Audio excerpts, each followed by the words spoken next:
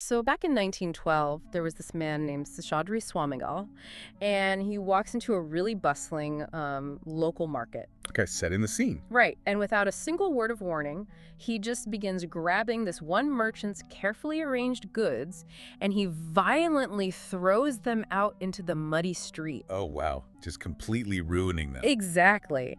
And to literally any rational observer, this is a clear-cut case of madness. I mean, or vandalism, right? You'd think the police should immediately be called. Yeah, you'd expect a total panic. But instead, the merchant, whose livelihood was just tossed in the dirt, he actually falls to his knees and thanks him. That is wild. It is, and historically the sources we're looking at note that this specific merchant went on to experience immense, inexplicable prosperity after that. Which really flips the script on what we consider rational behavior. Exactly. Because today we are exploring this fascinating philosophical landscape where madness and ultimate enlightenment can sometimes look completely identical from the outside. Yeah.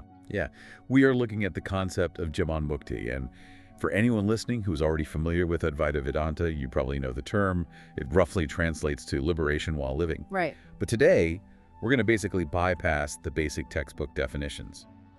We're going to synthesize these ancient texts to look at the actual psychological and cognitive mechanisms at play here. Which is so crucial. It really is. We're examining how someone actually reaches a state where they are entirely free from the conventional rules of society, yet simultaneously they're completely incapable of doing harm. And the mission here is to help you, the listener, cut through the absolute noise of your daily anxieties. We are doing a deep dive into the philosophy of Adi Shankara, specifically his framing of Maya.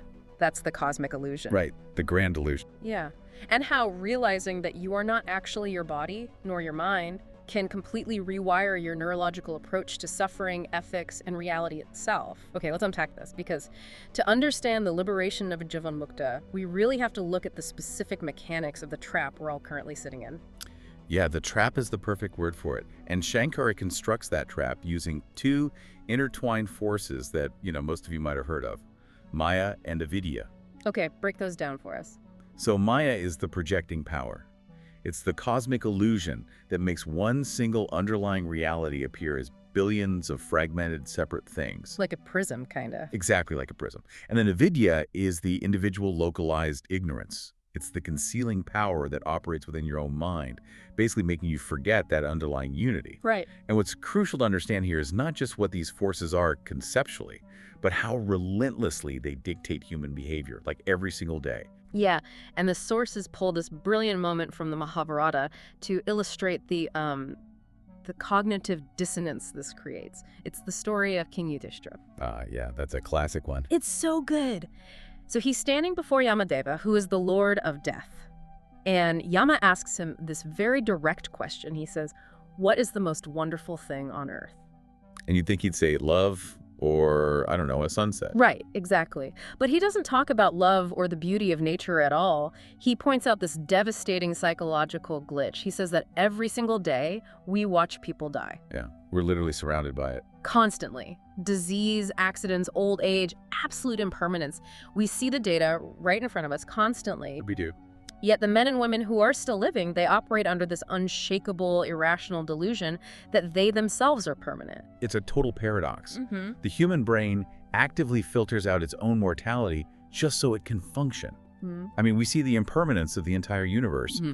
but our localized avidya, that personal ignorance, it convinces us that our specific ego, our specific narrative, is somehow the grand exception to the laws of physics. Oh, absolutely. Like, we obsess over anti-aging creams, we accumulate wealth we could never spend in one lifetime. Right, the classic 5-year plan. Yeah. We stress over these 5-year plans, entirely blind to our own fragility. And the source material offers an analogy that I think translates beautifully into modern physics. It's about electricity and the light bulb. I love this one. Walk us through it. So we all walk around the world identifying entirely as the glass bulb. You might be a frosted blue bulb, I might be this clear chandelier bulb. Pretty fancy. Obviously. But we spend our entire lives polishing the glass, comparing our shape to the bulb next to us, and we live in absolute terror of the moment our fragile glass casing inevitably shatters. Because glass always breaks eventually. Exactly. We hyperfixate on the tungsten filament and the glass, completely ignoring the invisible continuous stream of voltage that actually powers the illumination. Yes. And in Shankara's framework, that voltage is pure consciousness. You are the electricity. You are not the bulb. Right. But avidya limits your self-perception just to the perimeter of the glass. What's fascinating here is how this ties into Shankara's most famous metaphor, the rope mistaken for a snake. Oh, I know we have to talk about the rope and the snake here, but I have to admit it's such a massive cliche in Vedanta circles that I almost want to skip it.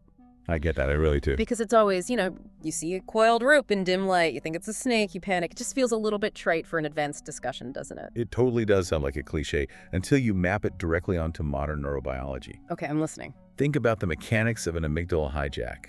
The dim light in the metaphor, that's a lack of clear information. Your avidya, your conditioned ignorance, it conceals the harmless reality of the rope. Because you can't see clearly. Right. And then Maya projects the illusion of a venomous snake based purely on evolutionary fear. Now, let's translate that to a Tuesday afternoon in your office. Your boss sends you a vague, 3-word Slack message. Oh no, let me guess. Can we talk? Exactly. Can we talk? That is the modern dim light right there. It really is. Huh? You have absolutely no context. So instantly, your brain's threat detection system activates. Your heart rate spikes, cortisol floods your system, your digestion literally stops. You're in full survival mode. Totally. Your mind projects an entire narrative where you are fired, you lose your house, your whole life collapses. You are experiencing very real biological suffering over a purely projected hallucinatory future. Wow. The snake is not real. You are literally sitting in a safe, climate-controlled room looking at pixels on a screen.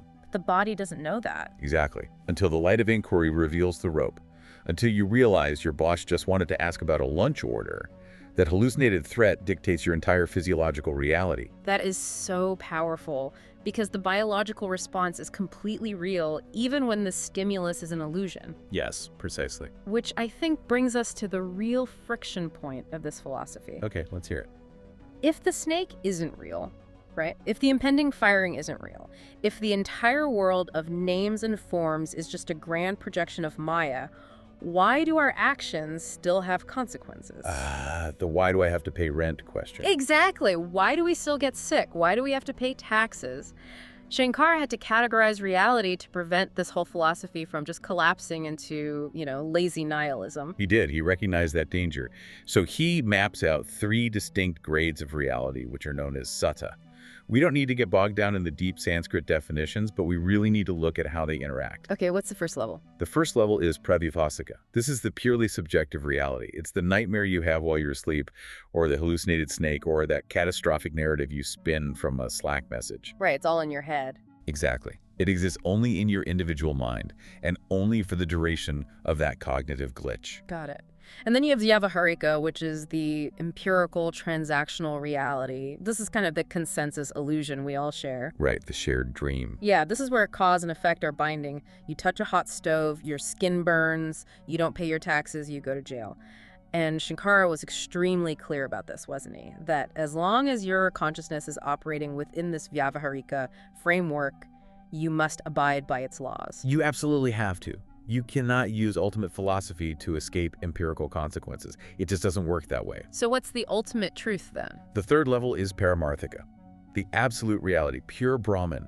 This is undifferentiated consciousness where absolutely no duality exists. Bro, you know me. Right, no cause, no effect, no inside, no outside. Right. When a practitioner actually realizes paramarthika, the Vyavaharika world, the daily grind of taxes and hot stoves, it's finally recognized as a structural projection. So like waking up. Exactly. Yeah. It's the way waking up from a dream suddenly recontextualizes all that terror you felt while you were asleep.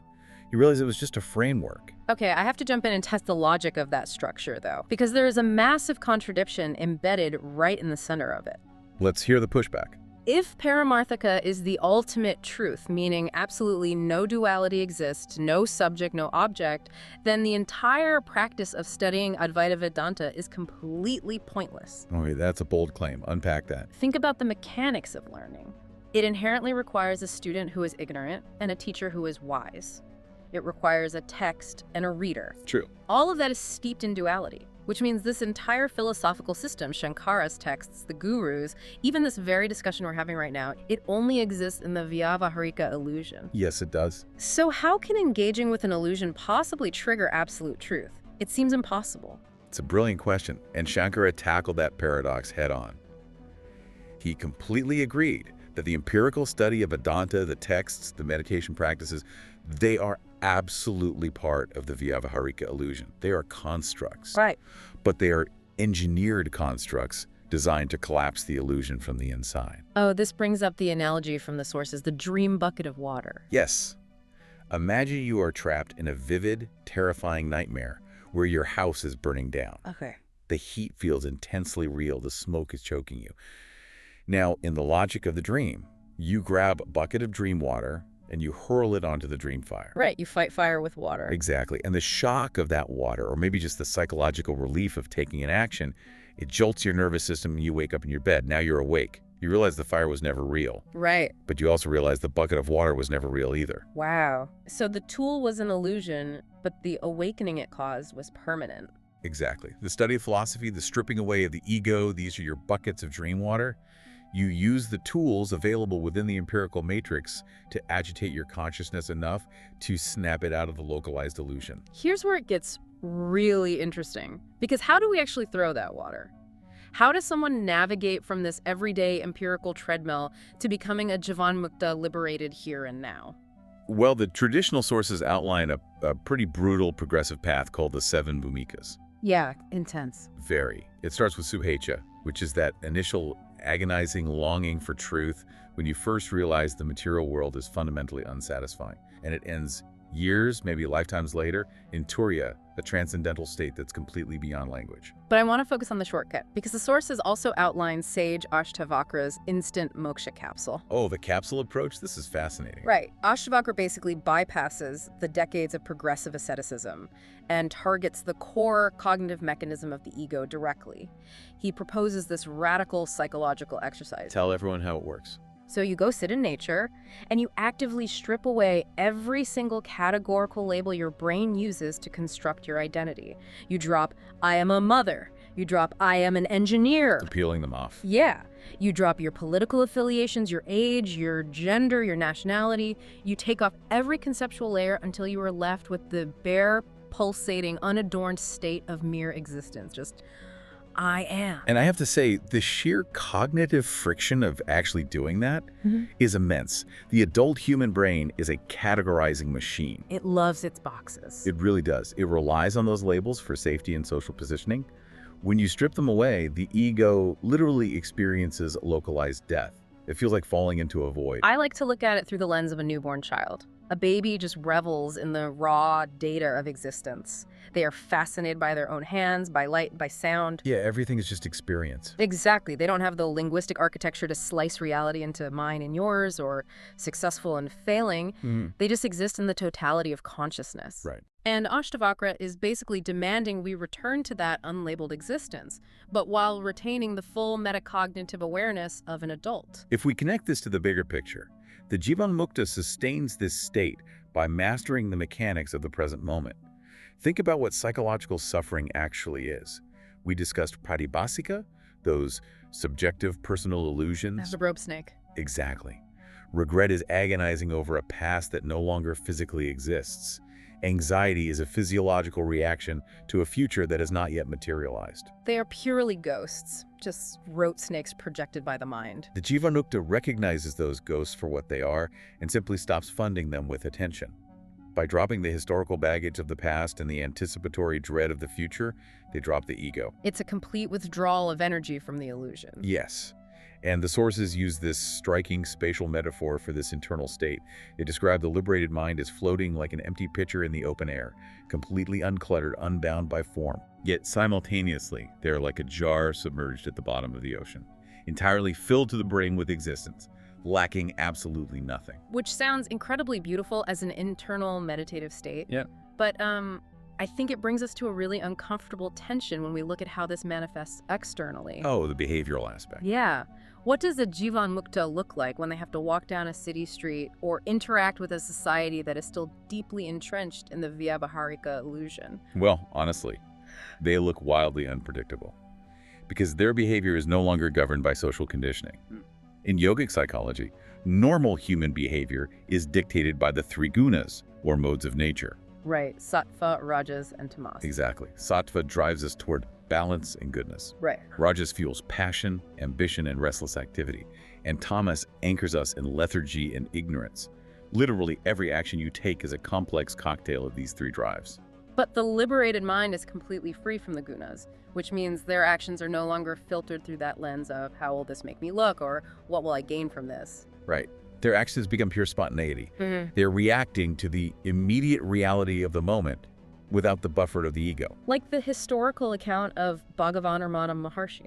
That's a perfect example. So when a group of thieves broke into his ashram, they physically beat him. And the biological instinct of any creature is self-preservation, right? Fight or flight. Your brain sends frantic signals to protect the glass bowl. Of course. It's hardwired. But Ramana Maharshi remained entirely silent and peaceful. And the psychological mechanism of non-reaction in that moment is profound. Because he no longer identified his self as the physical body being struck, the threat detection system simply didn't engage. It just didn't fire. Exactly. Yeah. There was pain. Certainly, the Vyavaharika nervous system still transmits signals, but there was no suffering because the I that usually suffers was completely absent. And then you have the wildly disruptive examples like Seshadri Swamigal throwing the merchant's goods into the mud, which we talked about earlier, or the sources bringing up the biblical account of Jesus Christ approaching a fig tree when he was hungry. Finding no fruit on it, he curses the tree, and it immediately withers. Which is such a strange story from the outside. It is. From the outside, cursing a plant because you are hungry seems incredibly petty, almost like a toddler having a tantrum. But it is an illustration of uncalculated spontaneity. The Jivanmukta reacts purely in the present microsecond. They're a mirror to the moment. Exactly. But this demands a massive, glaring question about the reality of living in a society. Here we go. The ethics question. We have to ask it. If a Jivanmukta is completely beyond all societal norms, if they are utterly untethered from the conventional laws of morality, and they do not possess a shred of concern for what the world thinks of them, what is to stop them from becoming a sociopath? It's the logical next thought. Right. If the world is an illusion, what prevents a liberated master from robbing a bank, manipulating followers, or committing acts of extreme violence? The architecture of Shankara's ethics provides a really fascinating answer to that. You see, we operate under the assumption that human beings require external rules, laws, commandments, the threat of prison or bad karma, to prevent us from defaulting to destructive behavior. We think we need a fence to keep us in. Exactly. But Shankara posits that unethical behavior is actually a symptom of a very specific disease, avidya. Ignorance. Ignorance. Specifically, the delusion of separation. Think about the actual mechanics of greed or violence. You can only steal from another person if you fundamentally believe that they are separate from you, and that moving a resource from their possession to yours somehow enhances your existence. Oh, I see. Right. You can only commit violence if you believe you're protecting your localized ego at the expense of theirs. Evil requires the boundary of the self and the other to exist. But if the Jivanmukta has realized Paramarthika, then the boundary is entirely gone. They directly experience that the exact same Atman, the identical stream of consciousness, is animating both their own body and the body of the person standing right in front of them. that changes everything. It does. When that realization becomes your permanent operating system, ahimsa, which is nonviolence, becomes as involuntary as a reflex. Satya, which is truthfulness, and karuna, deep compassion, they just emerge spontaneously. Wow. You don't need a moral code to tell you not to stab yourself in the leg. Exactly. You wouldn't arbitrarily chop off your own hand to feed your mouth. It defies the logic of your unified physical body. In the exact same way, a Jivanmukta literally cannot intentionally harm another being because they perceive no other. That's incredible. Their profound ethical purity isn't enforced from some rule book. It balloons naturally from the absolute collapse of the ego. So what does this all mean for you? As we synthesize this incredible architecture of reality, let's look at the actionable takeaways here. Right. First, the fundamental truth of the physics of your existence. You are the electricity, you are not the bulb. Such a vital reminder. The fragile ego, the career titles, the social standing you spend thousands of hours defending, that is just the glass casing. Second, understanding Shankar's 3 levels of reality allows you to actively audit your own suffering. Highly practical. Yeah. The next time your heart rate spikes over an email or a social interaction, ask yourself, is this a Vyavaharika reality? Is it a literal fire I need to put out? Or is it a Prathiprasika hallucination, a rope snake projected by my own historical anxieties? Shine a light on it and watch the threat just evaporate. It really works. And finally, true ethical living doesn't come from fearful obedience to societal rules. It is the natural byproduct of recognizing your shared, continuous connection with the people around you. Advaita Vedanta is really not a passive philosophy for escaping the world. It is a highly calibrated tool for functioning within it. I mean, in an era where our sensory inputs are constantly hijacked by digital algorithms designed to agitate the ego and reinforce the illusion of separation, Which they do constantly. this ancient framework acts as a psychological circuit breaker. It trains your mind to stop aggressively defending the illusion of your separate self, allowing you to anchor into the unshakable reality of the present moment. I want to leave you with one final lingering concept to explore on your own. It builds on the mechanics of everything we've decoded today. We've established that your most intense anxieties about the future and your heaviest, most paralyzing regrets about the past are technically classified as subjective illusions. Mere ghosts. Ghosts generated entirely by your brain's categorizing software. They have no physical density whatsoever. So what would happen if you approached your very next major life crisis not as a solid, unbeatable concrete wall that is going to shatter your glass bulb, but simply as a passing temporary shadow on the absolute brilliant reality of your own consciousness?